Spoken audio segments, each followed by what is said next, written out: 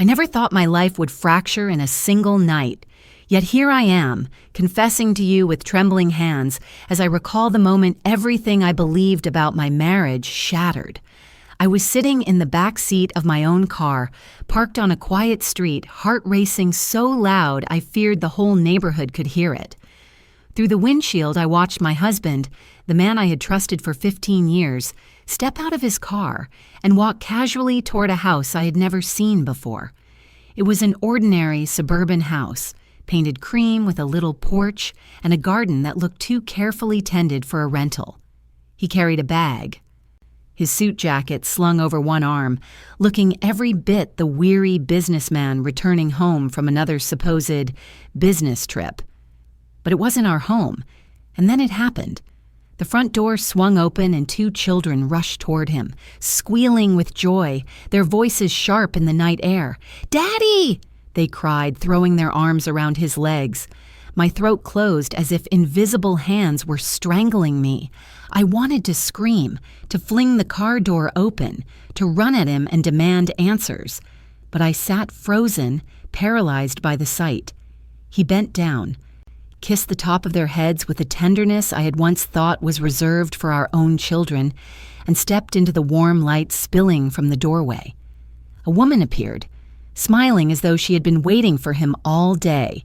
He kissed her too, on the cheek, intimate but familiar, the kind of kiss that belongs to someone who knows your every routine, your every lie. I pressed record on my phone, hands shaking so violently I almost dropped it. My breath fogged up the glass as I whispered to myself, "Who is he? Who is the man I have been living with? And how long has he been living this other life without me noticing?" Those questions still echo in my mind, like shards of glass that refuse to leave the wound. What would you do if you discovered that the person who shares your bed, who has promised you loyalty in sickness and in health, is not just lying about late nights at the office, but is actually living a double life with another family? Would you confront him immediately, burn everything to the ground? Or would you, like me, sit paralyzed, trying to comprehend how your world has been stolen from under you? That night, I couldn't move. I stayed hidden in the shadows of my car, barely breathing, terrified he might glance back and see me. My whole body trembled, not from cold but from the storm raging inside. My chest hurt with every heartbeat, as though my heart itself was trying to escape my ribcage. This wasn't just infidelity. This was betrayal on a scale I couldn't fathom. I remembered his excuses. "The company is sending me to Chicago. I have to stay 2 nights in Denver for negotiations. Don't wait up, the flight is late." I had believed them all, like a dutiful wife, even packed his bags, ironed his shirts, kissed him goodbye at the door. Now I realized I had been sending him straight into another woman's arms, another set of children who called him father. My eyes burned, but no tears came. Instead, a strange numbness spread through me, as though my body was protecting itself from complete collapse. I gripped the steering wheel, digging my nails into the leather until I felt pain, just to remind myself I was still real, still alive in this nightmare. The laughter of those children echoed in my ears. It was so carefree, so innocent, and yet it cut me deeper than any knife could. Because while my own kids had been waiting for him at home, wondering why Dad was gone again, he was here, being the father he had denied them. I forced myself to keep recording, even as bile rose in my throat. The footage was shaky, the house slightly blurred, but it was enough. Proof. Proof that I wasn't crazy, that the gnawing doubts that had haunted me for months weren't just paranoia. But even as I held my phone, a terrifying thought clawed at me. What if this was only the beginning? What if the man I had loved for nearly 2 decades wasn't who I thought he was at all? I sat there for what felt like hours, though it could only have been minutes. The house glowed with domestic warmth. Laughter spilling out whenever the door opened. I imagined him sitting at that table, eating dinner, smiling, telling stories, maybe even bragging about business trips that were nothing more than lies. Did they know about me? Did that woman know she was sharing him with another wife, another life? Or was she too deceived, like me, trapped in his web of charm and deception? The questions tore at me, but the fear of answers kept me rooted in silence. I thought back to the early years of our marriage, to the times he had held my hand so firmly I felt invincible, to the promises whispered under starlit skies, to the way he had looked at me when our first child was born, tears glistening in his eyes. Was any of it real? Or had he always been rehearsing, practicing the role of faithful husband while secretly craving another stage, another audience? A car passed slowly behind me, its headlights sweeping across my face, snapping me back into the present. I ducked, terrified someone might recognize me, terrified he might somehow sense my presence. My phone buzzed suddenly with a message from my daughter. "Mom, when is Dad coming home? He promised to help me with my science project." My throat constricted as I read it, the words blurring from the pressure behind my eyes. How could I tell her that her father was never coming home the way she hoped, that he was too busy tucking in another pair of children, too busy being a hero in another life? I typed back quickly, "He's working late, honey," my fingers shaking as I pressed send. Another lie. I had become complicit in his deception, shielding our children from a truth that would crush them. But inside me, something had shifted. I couldn't unsee what I had seen. I couldn't return to the woman who blindly believed every excuse, who kissed him at the door and waited faithfully for a man who was never really hers. The clock on my dashboard read 10:14 p.m. I had been parked there for nearly half an hour. My chest felt heavy, my stomach twisted, but I couldn't leave. My eyes were glued to that house, to the shadows moving across the curtains, to the laughter that floated out when the windows cracked open. And then, as if fate wanted to drive the dagger deeper, I saw him step out again, carrying one of the children in his arms. He twirled the little boy around, both of them laughing, their joy stabbing me with every sound. He kissed the child's forehead and whispered something I couldn't hear, but I knew that tone. It was the same tone he once used with our son, back when he still cared enough to come home on time. I bit my lips so hard I tasted blood. Rage boiled beneath the surface of my numbness, a hot current that threatened to erupt. But still, I stayed silent. Because the moment I stepped out of that car, everything would change, and I wasn't ready yet. I needed more proof, more clarity, more courage. This wasn't just about me anymore. This was about my children, about the life we had built, about the truth that had been stolen from us. So I made a decision. I would not confront him tonight. I would not storm the house and scream until my voice broke. I would drive home, pretend nothing had happened, and wait. But deep down, I already knew. The woman I had been until this night was gone forever. In her place stood someone new, someone who would uncover every secret, who would rip away every mask, who would no longer settle for half-truths and false promises. As I turned the key in the ignition, the engine's roar filled the silence inside me. My face reflected in the rearview mirror, pale and unfamiliar. I whispered to myself, "This is not the end. This is the beginning." And with that, I drove away from the house that had stolen my peace, carrying with me a shaky video on my phone, a heart full of questions, and a fury that would only grow stronger with every mile, because the man I thought I knew had betrayed me in the worst way possible. And though he didn't know it yet, I was no longer his silent, obedient wife. I was his reckoning. After that night outside the strange house, I couldn't unsee the truth. Sleep became impossible. I lay awake in our bed, listening to his steady breathing beside me, every inhale and exhale like a cruel mockery. How could he sleep so peacefully while my entire world was unraveling? The shadows on the ceiling seemed to whisper doubts and accusations. I tried closing my eyes, tried forcing myself to believe it was a nightmare, but the shaky video on my phone told me otherwise. It was real. He was living a double life. and I was done being blind.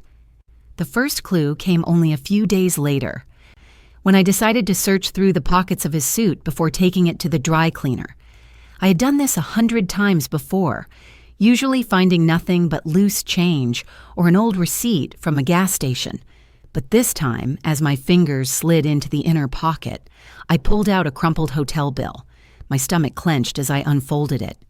The logo on top didn't belong to any hotel in Chicago, Denver, or Dallas, the cities he claimed he had visited recently. No, this one was local, only 30 minutes away from our home. The dates matched the nights he said he was flying out for negotiations. My hands shook as I traced the amount. 2 nights in a suite, expensive room service, a bottle of champagne. I pressed the paper against my chest, my pulse hammering, trying to steady my breath. Why book a hotel so close to home if not for reasons he couldn't explain to me? I hid the receipt in a folder I kept in the back of my closet, behind old photo albums. This was my first piece of evidence, my first weapon in a battle I hadn't yet told anyone I was fighting. That folder would become my arsenal, my shield. The only thing keeping me from feeling completely powerless. A few days later, another crack appeared in his carefully crafted story. I was doing laundry when I noticed a faint, unfamiliar scent clinging to his dress shirt. It wasn't my perfume, and it wasn't the smell of his office either. It was something floral, expensive, the kind that lingers long after the person has left the room. I held the shirt to my nose, inhaled deeply, and felt tears sting my eyes. The fragrance was intoxicating, and suddenly I hated it with all my being. I wanted to rip the shirt apart, to scream, to demand the truth. Instead, I folded it neatly, placed it on the pile, and swallowed the scream burning in my throat. Confronting him now would only give him a chance to lie better. I needed to be smarter. The next morning, he left for another trip. I kissed him on the cheek, just like always, but this time my lips were ice.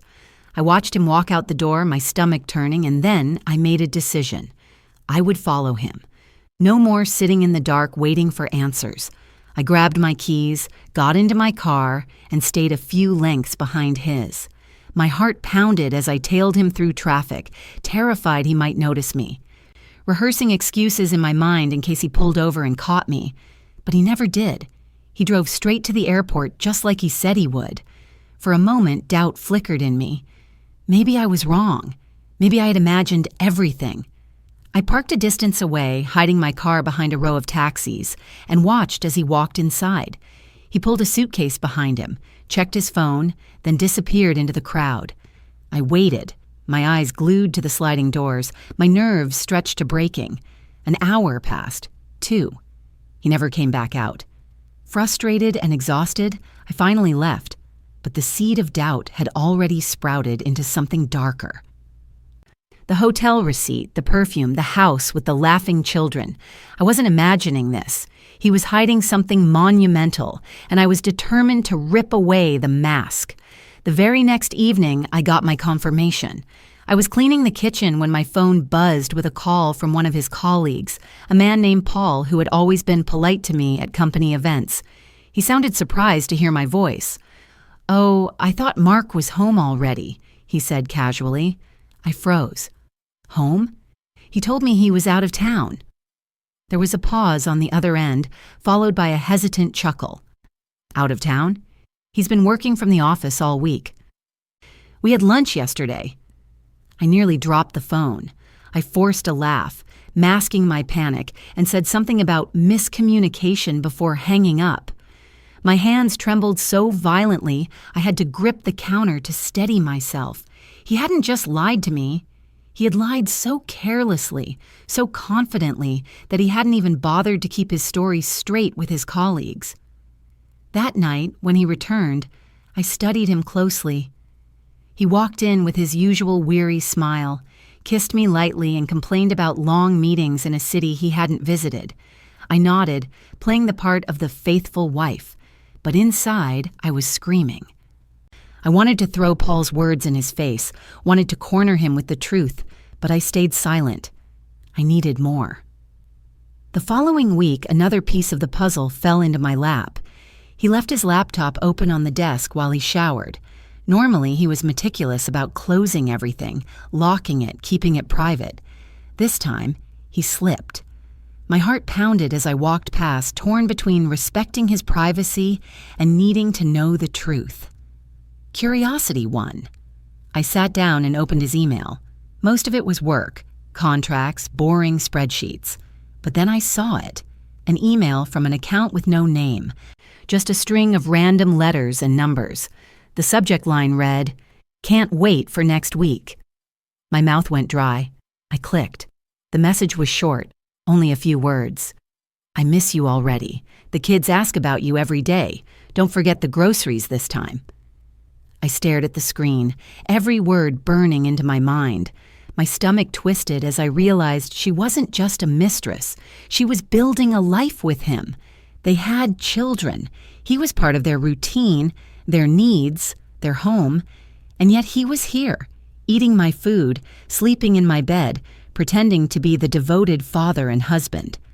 I snapped a photo of the screen with my phone, then quickly closed the laptop just as I heard the water shut off in the bathroom. My pulse hammered in my ears. I had more evidence now, but with every new discovery, the weight in my chest grew heavier. I wanted to believe there was still some explanation, some way this wasn't what it seemed, but the lies were stacking higher than I could climb. That night, as he slipped into bed beside me, I turned my back to him, clutching my phone under the pillow like a lifeline. He wrapped his arm around me and whispered, "You okay?" His voice was tender, the same voice he used when I was sick, when he wanted to comfort me. I bit my lip, forcing myself not to flinch, not to recoil. "I'm fine," I whispered. But inside, I was screaming. The first cracks had widened into chasms. The hotel receipt, the perfume, the phone call, the email, they were all threads in the web he had spun around me, and I was no longer trapped. I was pulling them apart one by one. I didn't know where this road would lead, but I knew one thing for certain. The man lying next to me wasn't the man I had married. He was a stranger wearing my husband's face, and I was done being his fool. Once you've seen the first cracks in a lie, you can't unsee them. They grow, splitting wider every day until the whole structure threatens to collapse. After the hotel receipt and the perfume, after the phone call from his colleague and the secret email, I could no longer pretend my husband's story was intact. It was unraveling in front of me, and all I had to do was keep pulling the thread. The next time he announced a trip, my heart clenched, but my face betrayed nothing. He kissed my cheek, thanked me for ironing his shirts, and rolled his suitcase out the door. I waited a few minutes, staring at the clock on the wall, counting each tick as though it were daring me to act. Then I grabbed my keys and followed. The city was bustling that morning, commuters rushing, horns blaring, everything alive with routine. I stayed 3 cars behind him, gripping the wheel so tightly my knuckles turned white. My pulse hammered with every turn, afraid he'd glance in the rearview mirror and spot me. He merged onto the highway that should have taken him toward the airport, and for a few minutes I thought maybe, just maybe, he had told the truth this time. But then, at the last second, he took an exit and disappeared onto a quieter road lined with suburban trees. My chest tightened. I slowed down, keeping distance, praying no one noticed me crawling along like a shadow. He drove with the confidence of a man who had nothing to hide, and that calmness enraged me. Every red light, every stop sign, I imagined him rehearsing another excuse, another alibi for the night ahead. But then, instead of heading toward a business district or a hotel, he turned into a quiet neighborhood with manicured lawns and wide driveways. I pulled over at the corner, heart pounding so hard it hurt. From where I sat, I could see him drive up to the cream-colored house I had seen before, the house with the garden. The house where 2 children had called him Daddy. He parked in the driveway as if it belonged to him, as if it had always been his destination, his true home. I felt my throat close. I gripped my phone, raised it shakily, and began recording again. The front door swung open, and there they were, the same woman, the same children running to greet him. Their laughter filled the air, a cruel symphony that drowned out my own heartbeat. He kissed the woman on the lips this time, tender, familiar, intimate. I dug my nails into the steering wheel, biting down hard on my lip to stop myself from screaming. I stayed there for nearly an hour, watching the shadows move behind the curtains, watching him carry grocery bags inside, watching the children bounce on the lawn. Every action was ordinary, domestic, the picture of a family man. Only it wasn't my family, it was theirs. A movement startled me. A man walking his dog stopped nearby, eyeing my car curiously. I panicked for a second, lowering my phone, but then I realized something. This man looked like a local, someone who knew the neighborhood. Maybe he knew the truth. Desperation overrode my fear. I rolled down the window slightly. "Excuse me," I called, forcing a smile. "That house, number 42. Do you know the family who lives there?" The man glanced at me, then at the house. "The Williams? Yeah, nice folks. Moved in a few years ago. Leonard's a good guy, works in finance, I think. The kids are adorable." He smiled faintly. "Why? You a friend of theirs?" My blood turned to ice. Williams. That was my husband's middle name, the one he almost never used. I forced a nod, my voice shaking. Something like that. The man tugged on his dog's leash and kept walking, leaving me frozen in place. A few years. Finance. Another name. My husband wasn't just cheating. He had built an entire alternate identity, complete with a house, a wife, and children who believed in him. I sat in my car long after the man disappeared, shaking so violently I could barely breathe. The lies were no longer cracks. They were a canyon swallowing my life whole. I drove home in silence, my knuckles aching from how hard I had clenched the wheel. That evening, he returned to me with his usual weary smile, kissed me softly, and spun another tale about delayed flights and boring meetings. I nodded, pretending to believe while my mind screamed. I watched him unpack the very same suitcase I had seen him carry into that suburban home, now filled with the same shirts I had ironed. How could he move so easily between two worlds, slipping in and out like a shadow, while I drowned in silence? The next day, I decided I needed more proof. Not shaky videos from my car, not a stranger's casual words. I needed something undeniable. So I returned to the neighborhood in the daylight, this time alone, this time prepared. I parked 2 blocks away and walked, sunglasses shielding my eyes. The street was quiet, birds chirping, children riding bikes, the picture of suburban bliss. And then I saw it again, the cream-colored house, sunlight glinting off its windows, the porch adorned with potted flowers. I forced myself closer, my heart racing with every step. From the sidewalk, I could see toys scattered on the lawn, a pink bicycle leaning against the porch railing, chalk drawings on the driveway. The laughter of children drifted from the backyard. My chest ached. Suddenly, a voice called out, "Can I help you?" I spun around, startled. A woman stood in the neighboring yard holding a watering can. She looked to be in her 50s, kind but wary. I forced a smile. "Sorry, I'm just admiring the house. It's lovely." Her expression softened. "Yes, they've taken good care of it. Leonard and Claire are wonderful parents, always out here playing with the kids. You don't see that much anymore." Claire. The name stabbed me. I murmured a thank you and hurried away before my composure shattered completely. That night, I could barely look at him. As he ate dinner, chatting about deadlines and clients, I stared at his hands. The same hands that held my children when they were babies, the same hands that had built furniture for our first home, the same hands that now belonged to another woman. My fork slipped from my grasp and clattered against the plate. He looked up, concerned. "You okay?" I forced a smile, my lips trembling. "Just tired." He nodded, oblivious, and returned to his story. But inside, I was boiling. Every lie, every false smile, every casual kiss burned me alive, and still I said nothing, because I wasn't ready to reveal my hand. Not yet.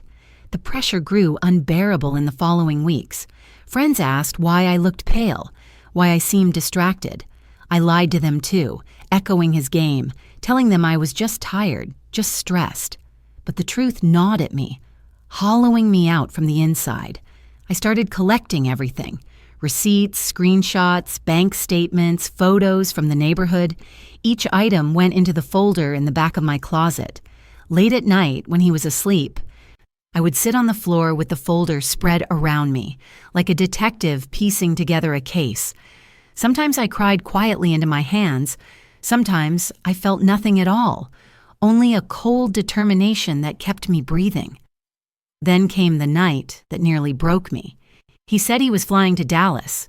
I kissed him goodbye, watched him drive away, and waited until nightfall. Something pushed me back to that house, something dark and irresistible. I parked across the street, hidden in shadows, and waited. Hours passed. The lights in the house glowed warm, silhouettes moving across the curtains. And then, just after midnight, the front door opened. He stepped out, laughing, holding Claire's hand. She wore a robe, her hair tousled, her smile wide. He kissed her, long and deep, the kind of kiss he hadn't given me in years. Then he carried her up the porch steps as if she were a bride, disappearing into the house with the ease of a man who belonged there. I gripped my phone, recording, my tears blinding me. My body shook with rage and heartbreak, but I kept filming. Proof, more proof, enough to burn his lies to the ground. I drove home in silence, the night pressing heavy around me. I parked in our driveway, stared at the familiar front door, and for the first time in 15 years, I didn't want to walk inside, because the life waiting for me there wasn't real anymore. It was just another stage for his performance. And yet, I walked in. I climbed into bed beside him hours later when he finally returned, smelling faintly of that floral perfume. He whispered good night, and I whispered it back, though inside me everything was screaming. The escalation had begun, and I knew it was only a matter of time before the whole charade collapsed. The deeper I dug, the more unbearable the silence around me became. It wasn't just his lies that tore at me, it was the weight of carrying the truth alone. I wanted to scream it from the rooftops, to run to someone and pour it all out. But every time I tried, the world seemed determined to paint me as the villain in my own story. It started with my sister. She was the first person I trusted enough to share a fragment of what I had seen. We were sitting in her kitchen, the warm smell of coffee drifting through the air, the clock ticking softly on the wall. I told her about the hotel receipt, about the perfume, about the email I had found. My hands shook as I laid out the details, hoping she would hold me, tell me I wasn't crazy, that she believed me. Instead, she sighed, her eyes full of pity. "You've always been suspicious," she said gently, stirring sugar into her cup. "Mark's a good man. Maybe you're reading too much into it. Men work late, they travel, things get messy. You're tired, you need rest." Her words cut deeper than any blade. I stared at her, my mouth dry. "You think I'm imagining this?" "I think," she replied carefully, "you're under a lot of stress. Maybe you're looking for problems that aren't really there. Don't let paranoia ruin your marriage." I sat there in silence, my coffee untouched, the taste of betrayal thick on my tongue. It wasn't just my husband who was making me question reality. Now my own sister was dismissing me too. The same thing happened with my mother. I called her late one night, my voice trembling as I tried to explain, but she brushed me off with the same weary sigh. "Honey, your father worked long hours too. I used to think he was cheating every time he came home late. But he wasn't. It was just the job. Don't make the same mistake I did. Trust him. Don't drive him away with accusations." Her voice was tender, meant to comfort, but all it did was make me feel even more alone. They didn't understand. None of them saw what I had seen. None of them had watched him kiss another woman, hold other children, live another life. But the worst betrayal came from my own children. One evening I sat at the dinner table with them, the hum of the refrigerator filling the silence as we picked at our food. My daughter asked when Dad would be home, and I couldn't stop myself. "Does it bother you," I asked softly, "that he's gone so often? That he misses your recitals, your games?" She shrugged, stabbing her fork into her peas. "He works hard for us." "That's what matters." My son nodded in agreement. "Dad's busy. You shouldn't be so hard on him." I felt my chest tighten. They were defending him. They had no idea what he was really doing, and they were siding with him against me. My eyes burned as I excused myself from the table, locking myself in the bathroom just to cry silently into a towel. How could I tell them? How could I destroy their image of their father? The loneliness became suffocating. By day I smiled, went through the motions, played the role of the dutiful wife and mother. By night, I sat on the floor with my folder of evidence spread around me like broken glass. Every receipt, every screenshot, every shaky video was a piece of my shattered heart. I whispered to myself in the dark, "I'm not crazy. I'm not crazy. This is real." But the more I said it, the more insane I felt. The weight of his lies pressed down harder every day. I began to notice things about myself that terrified me. My hands shook when I poured coffee. My reflection in the mirror looked hollow, my eyes rimmed with red. I lost weight, meals untouched because my stomach churned constantly. Friends commented on how pale I looked, how tired, but I brushed it off with a smile. If only they knew, if only someone would believe me. The pressure grew unbearable one night when he came home late again. I sat in the living room waiting, the clock ticking louder with every passing minute. When the door finally opened, he stepped in with his usual sigh of exhaustion, his tie loosened, his smile faint. "Long day," he muttered, dropping his briefcase by the door. Something inside me snapped. "Where were you?" I demanded, my voice sharper than I intended. He blinked, surprised. "I told you, business dinner." I stood, trembling. "With who? Where?" "Because I checked your calendar and there was nothing scheduled, and your phone was off all night." His expression darkened. "You're checking up on me now?" My voice cracked. "You've been lying to me." "I know it. I can smell her perfume on your shirt. I found the hotel receipts. Do you think I'm stupid?" For a moment, just a flicker. Something crossed his face. Guilt, maybe, or fear. But then it was gone, replaced by anger. "This is insane," he snapped. "You're paranoid. You're imagining things. You're making problems where there are none." The gaslighting hit me like a slap. I felt dizzy, my heart pounding as he stormed past me into the bedroom, leaving me shaking in the living room. He made me feel small, ridiculous, unhinged. And yet, deep down, I knew I was right. I had proof. But what good was proof if no one believed me? The following week, the isolation grew worse. At church, I overheard whispers about me, people saying I looked unstable, that maybe stress was getting to me. One of his colleagues, a woman I barely knew, pulled me aside and said, "Mark mentioned you've been anxious lately. You should take care of yourself. He worries about you." Her smile was polite, but her words made me feel like I was being painted as the unstable wife, while he played the devoted husband. It was a perfect strategy. Isolate me, discredit me, make me doubt my own sanity. And it was working. I remember one night sitting in the dark kitchen, staring at the folder of evidence. The children's laughter from that house echoed in my memory. The perfume clung to my senses. The email burned in my mind. And yet, I felt like I was drowning. I thought of tearing the folder apart, throwing it all away, surrendering to the lie just so I could breathe again. But something inside me, a flicker of stubborn rage, refused to die. The breaking point came when I discovered the missing money. I had been going through our accounts trying to make sense of our finances. For months, I had noticed gaps, transfers I couldn't explain, but I brushed them off as business expenses. This time, I dug deeper, and what I found made my blood run cold. Thousands of dollars had been drained from our savings, transferred to an account I didn't recognize. I traced it, my hands shaking, and discovered it was connected to his name, his middle name, the one the neighbor had mentioned. He had been funneling our money, the money we had saved for our children's education, into his other life. I collapsed onto the floor, the papers scattered around me, my chest heaving. This wasn't just betrayal of love. This was betrayal of everything, our children's future, our home, our trust. He had stolen from us to feed his lie. That night when he came home, I said nothing. I couldn't. My throat was raw, my body numb.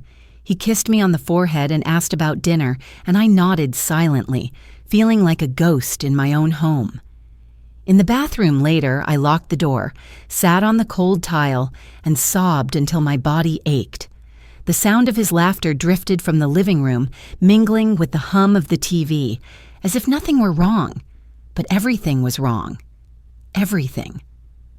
I realized then that I was standing on the edge of collapse. My family didn't believe me. My sister thought I was paranoid. My mother thought I was overreacting. My children defended him, and my husband had turned me into a prisoner of silence in my own home. But even in that darkness, something hardened inside me. If no one would stand beside me, then I would stand alone. If the world wanted to paint me as crazy, then I would let them, until the day I tore the mask off him so violently that no one could deny the truth. The storm was coming. I could feel it in my bones, and I was done being afraid. I thought I had reached my breaking point, but the truth is, I hadn't even touched the edge of it. The first 3 rounds of betrayal, the perfume, the hotel receipts, the neighbor's words, the missing money, they were knives. Yes, but knives that only cut deep enough to wound. Round 4 was the one that nearly killed me, the moment when I thought my spirit would finally give way. It began on a rainy Thursday afternoon. The sky was heavy and gray, the kind of sky that presses down on you, suffocates you. I was sitting at the kitchen table, the sound of rain hammering against the windows, when I decided to open the safe. We kept it in the closet, tucked behind winter coats, a simple gray box that held the most important things in our lives. Birth certificates, passports, the savings bonds we had promised to use for our children's college tuition. My hands trembled as I turned the dial. For weeks I had avoided opening it, too afraid of what I might find. But something inside me whispered that the final piece of the puzzle was hiding there, and I couldn't ignore it any longer.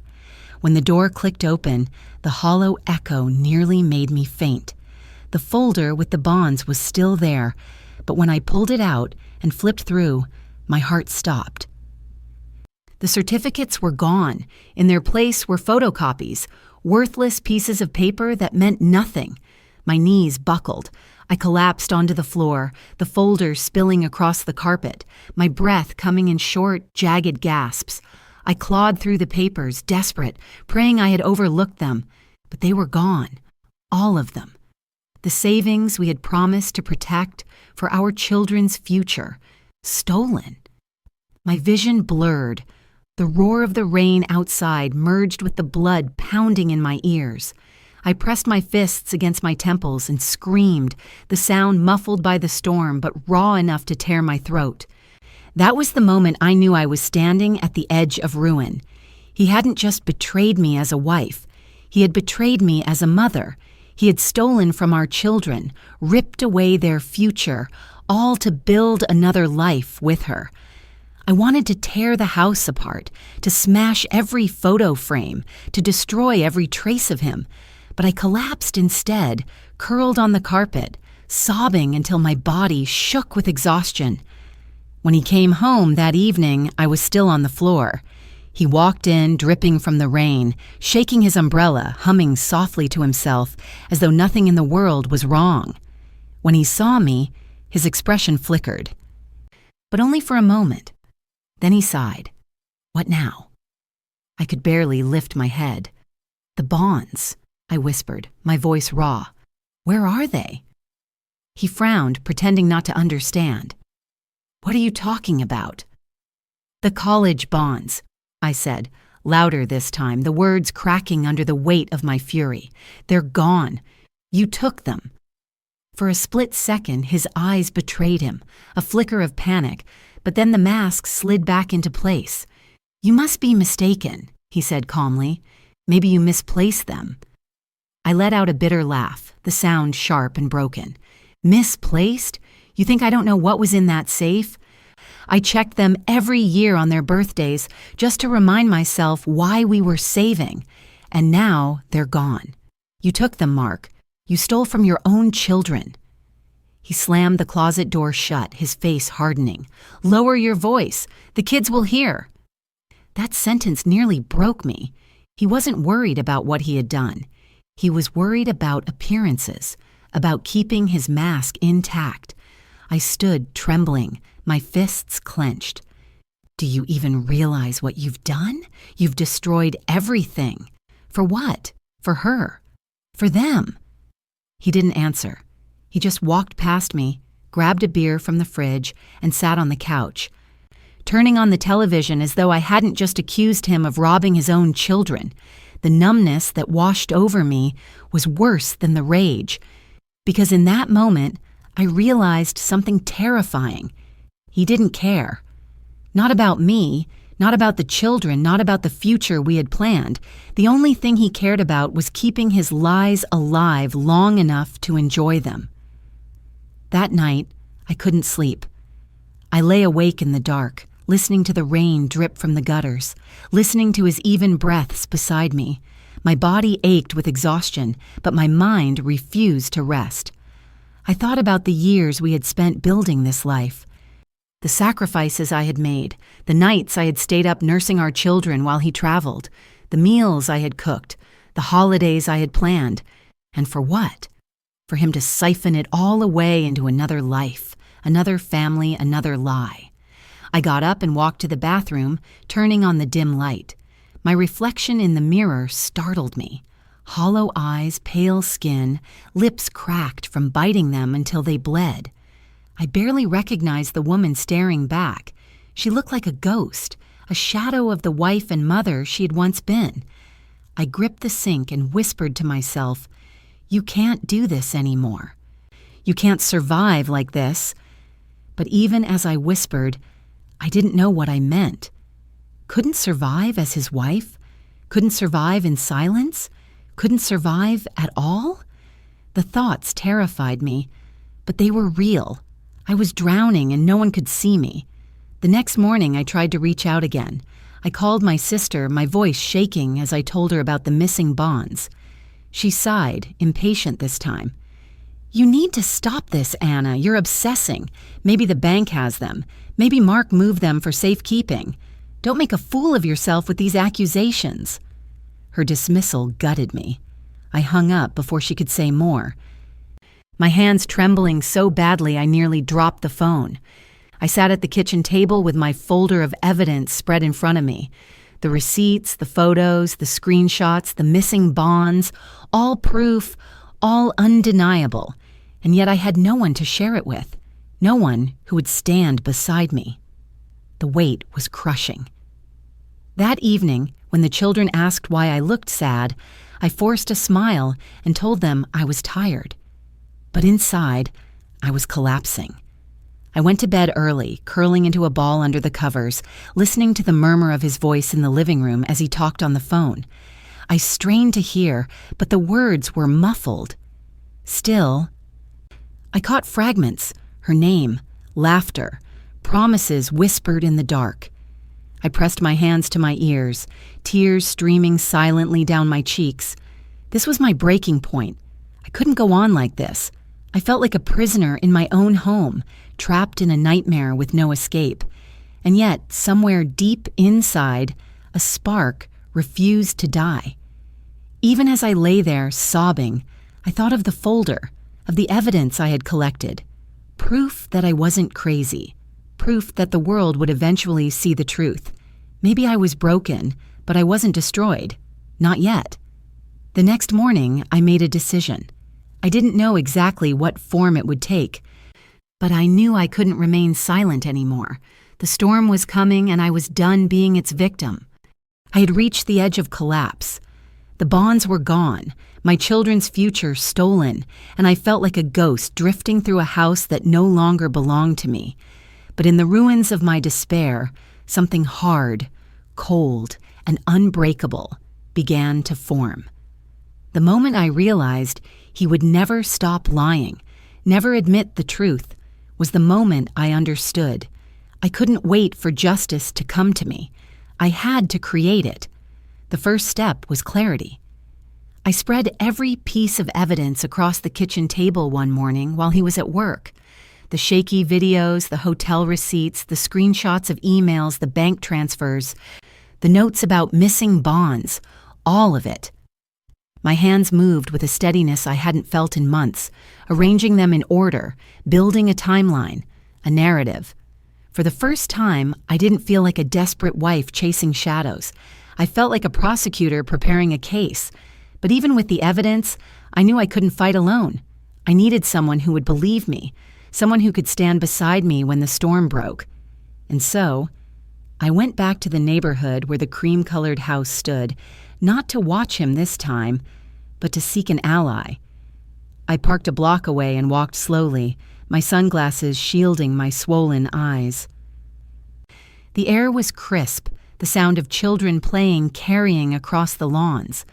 I stopped at the yard where I had spoken to the woman with the watering can weeks earlier. She was there again, trimming roses this time. I swallowed my fear and approached. "Hello," I said softly. She looked up, surprised, but then smiled politely. "Oh, it's you again. Still admiring the house?" I hesitated, then shook my head. "Not exactly. I need to ask you something, and I need you to be honest with me." Her brow furrowed, but she nodded. "All right."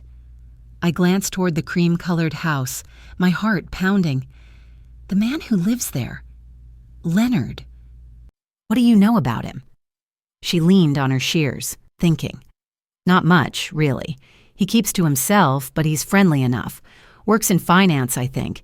He's always away on business trips, but when he's home, he's very involved with the kids. Why do you ask?" I took a deep breath, the words tasting like acid. "Because Leonard is my husband." Her eyes widened, the color draining from her face. "What?"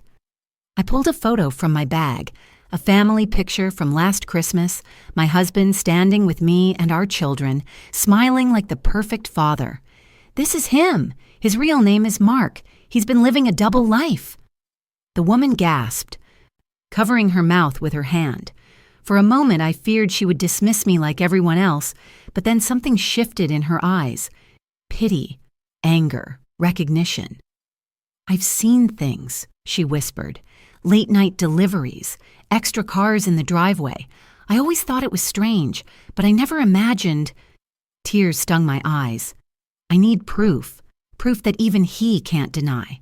Will you help me?" She hesitated, then nodded firmly. "Yes. If what you're saying is true, then people need to know. I'll keep my eyes open. I'll take notes, photos if I can. You're not alone anymore." Those words lit a fire in me.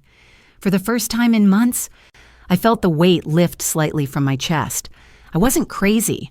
I wasn't imagining things. Someone else had seen the cracks, too. The second step was gathering more hard evidence. That night, when he fell asleep with his phone clutched in his hand, I waited until his breathing deepened, then carefully slid it from his fingers. My hands shook as I scrolled through, but his paranoia had left nothing visible. No texts, no photos, no emails. Too clean, too perfect. But then I remembered something. Cloud storage. I opened the app, my heart racing, and there they were. Backups he hadn't deleted. Photos of him at the cream-colored house. Claire smiling beside him, the children blowing out birthday candles. My vision blurred, my stomach twisting, but I forced myself to save every single image. Each one was a dagger, yes, but each one was also a weapon. I returned the phone carefully, slid under the covers, and lay in the dark listening to his even breaths. He had no idea that the tide was turning. The third step was planning. I couldn't just confront him in private again. He was too skilled at twisting reality, too practiced at gaslighting me into silence. No, this had to be bigger, public, irrefutable. I needed an audience, family, friends, maybe even colleagues, witnesses who would see the truth with their own eyes. The idea came to me as I stared at the flicker of the street lamp outside our window. His birthday was coming up, and he had already planned a dinner with family and close friends. It was perfect. He would expect a celebration, not an ambush. He would expect cake and laughter, not evidence and ruin. I would bide my time until then, gather everything I needed, and on that night, I would expose him. The days leading up to it were torture. I played the part of the devoted wife, smiling when he spoke, nodding when he lied. Inside, I was a storm, every nerve buzzing with anticipation. I visited the neighbor again, collecting her notes about his comings and goings. I printed the photos from his cloud, the bank statements, the hotel receipts, every shred of proof I had. I organized them into a binder, page by page, until it read like the script of his betrayal. At night, when sleep refused to come, I rehearsed what I would say. I pictured the shock on his face, the silence of the room, the gasps of our family as the truth unfolded. I pictured him stripped of his lies, forced to face what he had done. But beneath the fury, there was still fear. What if he turned everyone against me again? What if they still believed him over me? What if, even with all the proof in the world, I was left standing alone? Those doubts gnawed at me, but each time I forced them down. I had been silent too long. I had carried the weight alone too long. The storm was coming, and I would be its eye. On the morning of his birthday, I woke before dawn. I stood in the kitchen, staring at the binder on the table, my hands trembling as I touched its cover. This was it. Months of pain, weeks of gathering evidence, nights of silent tears. All of it led here. When he walked in, yawning, rubbing his eyes, he smiled at me. "You're up early." I forced a smile. Just wanted to make the day special. He kissed my cheek, oblivious, and poured himself coffee. As he sipped, I studied his face. The man I had once loved, the man I had once believed in, the man who had lied his way into 2 lives. My chest tightened, but I didn't falter. Tonight, he would face the truth. The turning point had come. I was no longer his victim. I was his reckoning. And though he didn't know it yet, by the end of the night, his carefully built world would come crashing down around him. The night of his birthday arrived heavy with tension, though he never sensed it. The house buzzed with false warmth, balloons taped to the wall, a cake cooling on the counter, gifts wrapped neatly on the dining room table. He thought it was just another celebration, another moment where he would play the role of beloved husband, father, and friend. He had no idea the curtain was about to fall. I had planned it carefully. The real confrontation, the one that would rip his mask away in front of everyone, was still hours away. But before I destroyed him in public, I needed to look him in the eyes, to give him one last chance to admit the truth, to see if there was even a fragment of humanity left in the man I once loved. So when the children left for a moment to fetch decorations from the garage, and we were alone in the living room, I turned to him. My heart thundered in my chest, but my voice came out steady. "Mark," I said quietly, "we need to talk." He glanced up from his phone, distracted. "Can it wait? People will be here soon." "No," I replied. "It can't wait anymore." Something in my tone made him set the phone down. His eyes narrowed slightly. "What's going on?" I walked to the cabinet, pulled out the binder I had hidden there, and laid it on the coffee table between us. His eyes flicked to it, confusion creasing his brow. "What's this?" "Evidence," I said simply. He laughed, a short, incredulous sound. "Evidence?" What are you talking about? I opened the binder to the first page, a hotel receipt dated the same night he claimed he was in Chicago. I turned it toward him, my finger pressing the numbers. You weren't in Chicago. You were 20 minutes from here, in a suite, drinking champagne. His expression didn't falter. He leaned back on the couch, arms crossing over his chest. So I stayed at a hotel. Big deal. I was tired. Didn't want to drive. I flipped to the next page, a screenshot of the email from Claire. And what about this? The kids ask about you every day. Who are those kids, Mark? Because they aren't ours. For the first time, a shadow flickered across his face. His lips parted, but no words came. I pressed harder. I pulled out the photos from his cloud storage, him holding Claire on the porch, the children blowing out candles while he stood behind them, smiling like the perfect father. I spread them across the table like a deck of poisoned cards. His jaw tightened. Where did you get those? Does it matter? They exist. You've been living a double life, Mark. A wife, 2 kids, a whole house in the suburbs. How long did you think you could keep this going before I found out? He stood abruptly, pacing the room, running a hand through his hair. You're overreacting. You don't understand. I don't understand. My voice cracked, sharp with rage.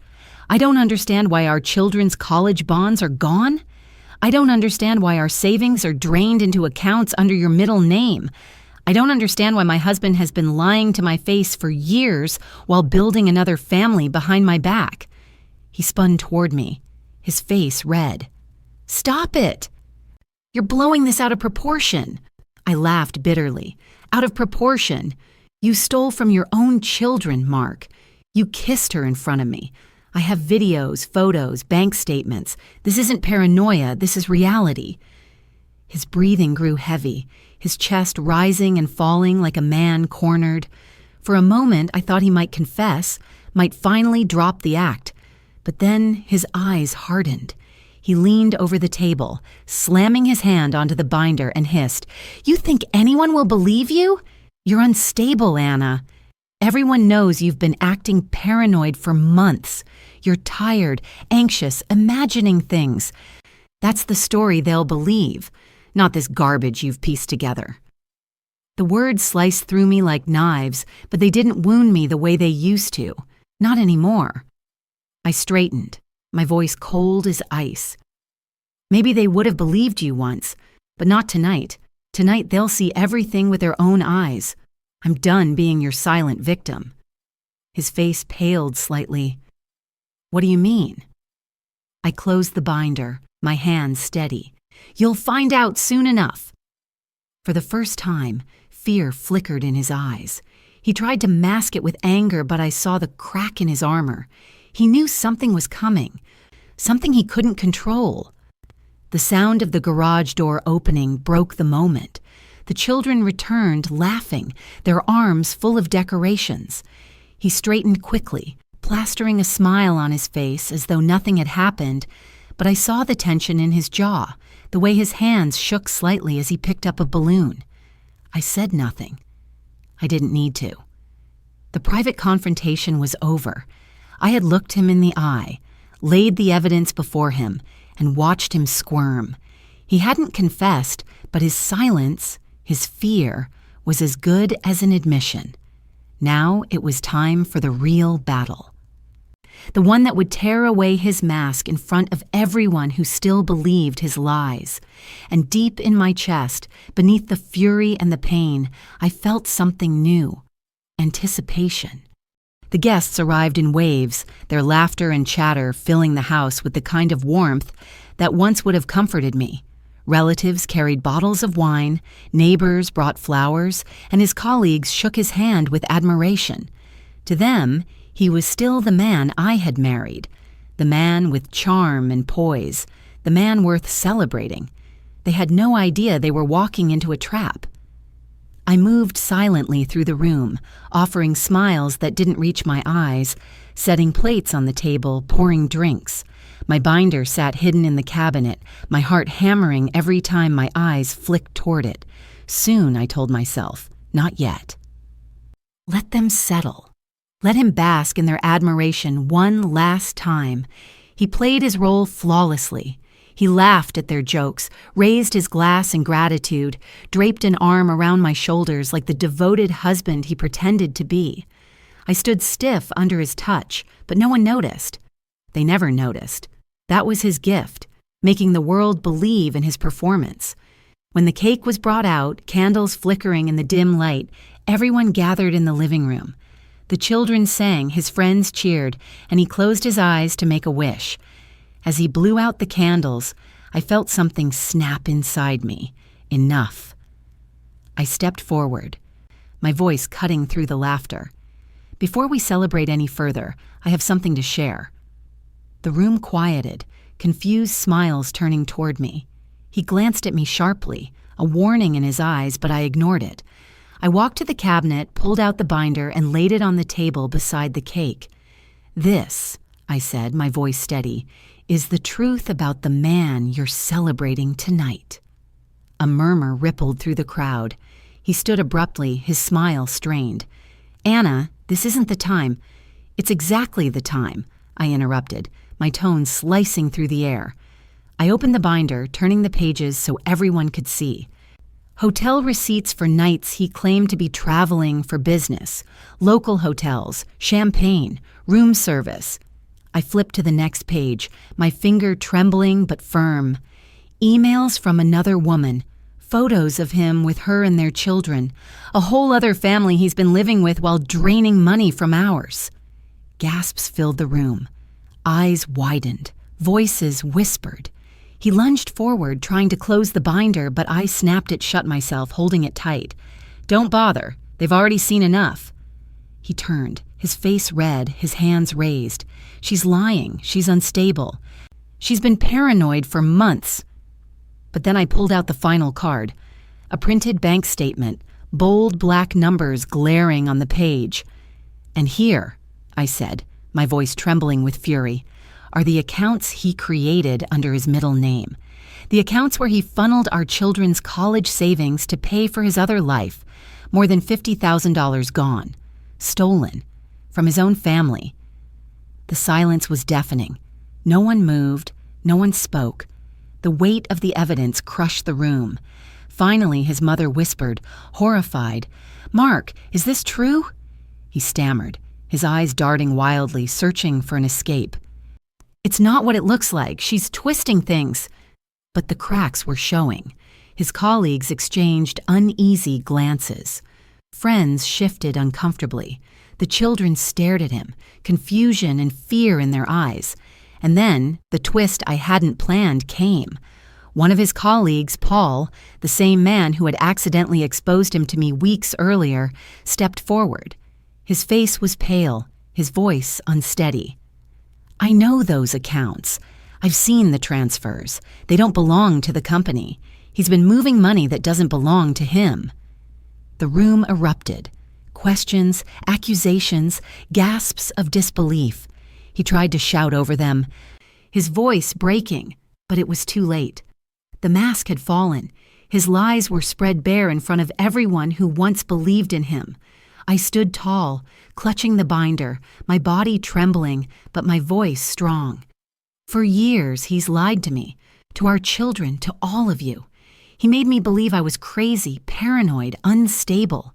But the truth is here, and it's undeniable." He collapsed into a chair, his face pale, sweat glistening on his forehead. No words came, no excuses, just silence.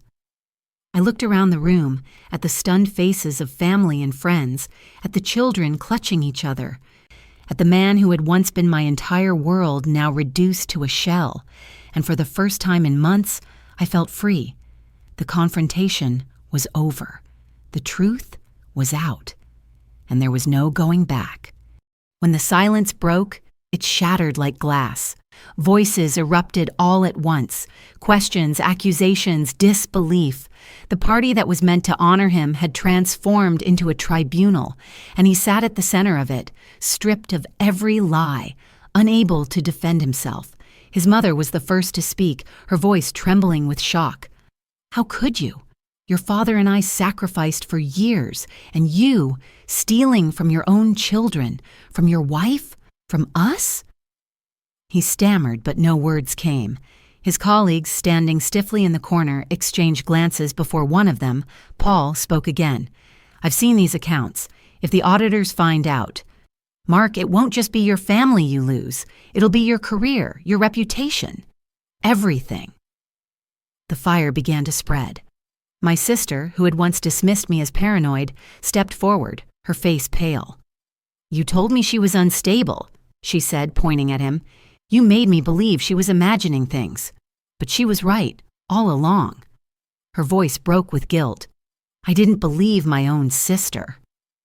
The children's voices cut deepest of all. My daughter, eyes brimming with tears, whispered, "Daddy, is it true?" My son's face was twisted with anger. "You promised us, Dad. You said the money was for our future." Their words fell like blows he couldn't deflect. He opened his mouth, but the only sound was a strangled sob. From the back of the room, the neighbor who had come with another guest stepped forward. I hadn't expected her there. She was a friend of a friend, invited last minute. She looked at me, then at him. "I live 2 houses down from Claire," she said quietly. "I've seen you there. Late nights, weekends, everyone in the neighborhood knows. They thought you were divorced, living with her. They didn't know you had another wife." The murmurs grew louder, spreading like wildfire. The truth was no longer just my burden. It had witnesses, amplifiers, voices that carried further than mine ever could. He tried once more, his voice breaking. "Please, this isn't the place." But it was too late. His lies had been dragged into the light, and now they belonged to everyone. Relatives shook their heads, friends turned away, colleagues whispered about the scandal that would reach the office by morning. The children clung to me, their small hands trembling, as if instinctively knowing I was the only steady ground left beneath their feet. And in that chaos, I stood taller than I had in months. For so long, he had made me doubt myself, convinced me I was alone, paranoid, unstable. But now the truth burned so brightly that no one could ignore it. The gaslight had been extinguished. The fire had spread beyond our marriage, beyond our home. It had become public. It had become undeniable. And in that inferno, I felt something fierce, something liberating, vindication. When the guests finally left, the house looked like a battlefield. Torn balloons sagged against the walls. Half-empty glasses cluttered the table. The birthday cake sat untouched, its candles melted into puddles of wax. He was slumped in the corner of the couch, his face pale and vacant, as though the weight of the night had crushed every ounce of defiance out of him. The fallout began immediately. By morning, whispers had already turned into calls. His office rang 3 times before noon, each one sharper, angrier than the last. Paul's words the night before had spread, and the higher-ups were demanding explanations. I listened from the kitchen as his voice cracked over the phone, trying to spin stories, but the tremor in his tone betrayed him. By evening, he had been suspended pending investigation. News traveled faster than I ever imagined. Neighbors avoided our house, their eyes darting away when I walked past. Friends who once admired him stopped returning his calls. His mother refused to answer the phone altogether. He was radioactive now, and no one wanted to burn with him. Claire's rejection was the final blow. 2 days after the confrontation, I watched from across the street as she threw his clothes into black trash bags and left them on the porch of the cream-colored house. The children, his other children, stood in the doorway, their faces etched with confusion and fear. I heard her voice from where I stood hidden in my car. "You lied to me too. You said you were divorced. You said she was crazy. Get out." When he returned home with the bags, dragging them across the driveway, I felt no sympathy. He had built 2 worlds, and in a single night, both had crumbled. The legal consequences came next, the missing college bonds, the stolen savings. Those weren't just betrayals. They were crimes. The bank flagged the transfers, and soon lawyers were involved. Papers arrived at the door with cold official stamps. He tried to plead with me, to convince me to protect him, but I only stared at him with the same silence he had forced on me for years. "You'll ruin me," he said one night, his voice hoarse, his hands gripping his hair. "You ruined yourself," I replied. "You just thought you'd never get caught." The children, once so quick to defend him, no longer looked at him the same way. My daughter refused to sit at the table when he was there, her plate clutched in trembling hands as she retreated to her room. My son confronted him one evening, his young voice shaking with rage. "How could you steal from us? How could you lie to Mom like that, to all of us?" He had no answer. He just sat there, head in his hands, his shoulders hunched like a man carrying a weight too heavy to bear. And yet, despite the collapse of his life, I felt lighter. The lies were no longer mine to carry. The shame no longer lived in my chest.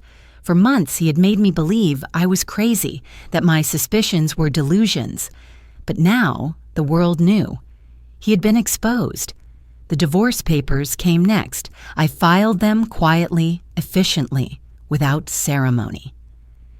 There were no more fights, no more screams, just signatures on paper that severed the ties of a life I had once thought unbreakable. In the weeks that followed, I began to breathe again. I cleared out the closet, throwing away the shirts that smelled of her perfume, the suitcases he had packed for lies. I repainted the bedroom walls, washed the sheets, opened the windows wide to let the stale air out. For the first time in months, the house felt mine again. There were still nights when I lay awake, haunted by the memory of those children calling him Daddy, by the sound of Claire's laughter, by the weight of the missing years.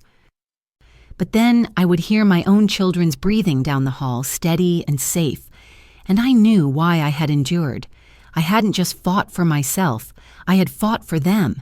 He lost everything, his career, his reputation, his second family, his marriage. And though part of me pitied the broken man sitting in the ruins of his lies, a greater part of me felt something I hadn't felt in a long time: peace. The aftermath wasn't clean, it wasn't easy, but it was justice.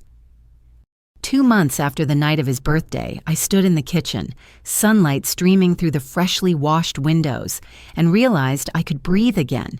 The house no longer smelled of lies. The walls no longer echoed with his excuses. For the first time in years, I felt at peace in my own home. The divorce was finalized quietly. No dramatic court scene, no shouting across the table. Just signatures, papers, the sterile stamp of the law, acknowledging what had already been true for months. The marriage was over. He walked out with little more than a suitcase.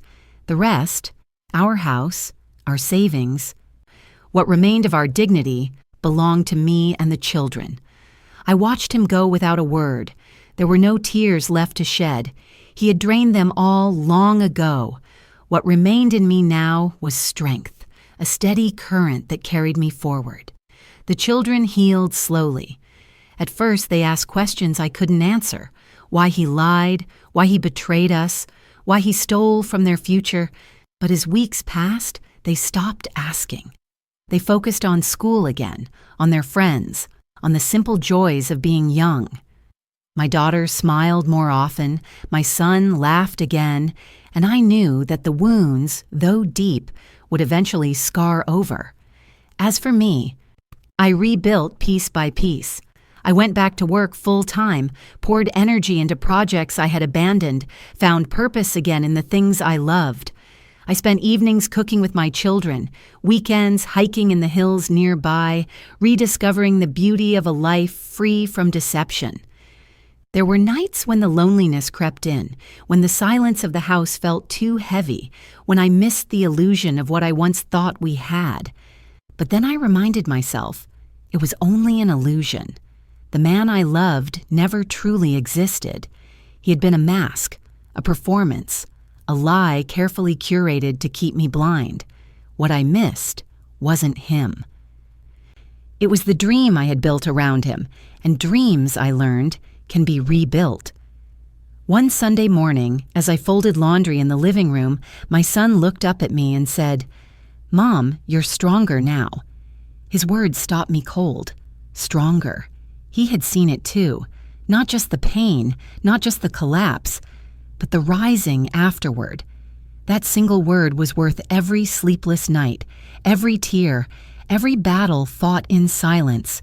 Because in the end, that's what I had become. Stronger. I kept the binder, not out of bitterness, but as a reminder. It sat on the top shelf of my closet, tucked neatly among other files. Proof that I had not been crazy, proof that I had fought and survived. Sometimes, when doubt crept in, I would open it, flip through the pages, and remind myself of the storm I had walked through and the fire I had come out of. Life went on. He lost his job permanently, blacklisted from his field. His second family cut him off completely.